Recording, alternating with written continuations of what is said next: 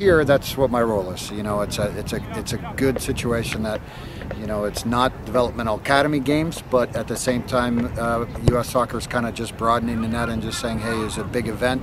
Let's get some additional eyes on the event and see if we can find some players out there that might be able to fit those requirements. You know, a training center or a national camp somewhere. What have you seen change over the years in elite youth soccer as far as goals or just the landscape in general about the quality? Any comments there? You know, for me, one of the things that's interesting is that soccer side of things in the youth is a huge business. You know, it's probably more organized than many of the other sports. But at the same time, now we just need to make sure that the coaching side can help the players you know, along as fast as possible. So, you know, we've got all these businesses, we've got all this organization, we've got all these kids playing, and kids are better players overall technically.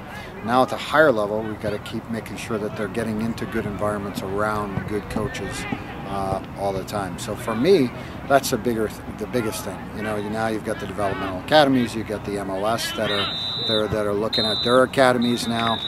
So for youth players, at the top level, there's more professional opportunities, young professional opportunities that maybe wasn't available in the past. And for those, it's so important to make sure that you really get some high quality professional guys that are putting players in good environments so that they are true professional daily environments.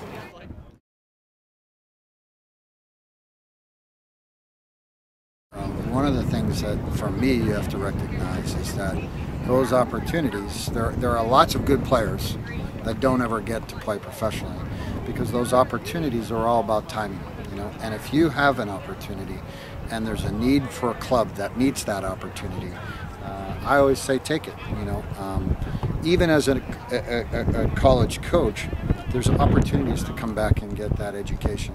But the opportunity to play professionally is so limited, and it's all about timing and being in the right spot at the right place, that you have qualities as a player that happen to fit needs as a professional club at that moment in time, you know. And to have all those things align, you know, that doesn't happen frequently. So if you're fortunate enough to be in that position, you know, I say take it as far as it will go. Never tell someone don't get an education, but maybe the timing has to be a little bit different. It can't be quite as traditional maybe as it has been in the past, because now players have more opportunity than there were in the past.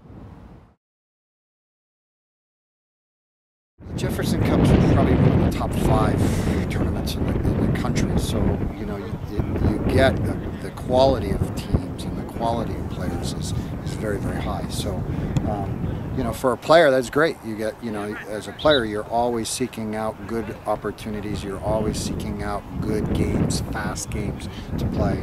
And hopefully in a tournament like this, when you have so many good teams around, you're finding games that are like that for you as a player, that are fast, that are good competitive games. You should always be seeking good games, fast games as a player. The tournament provides that.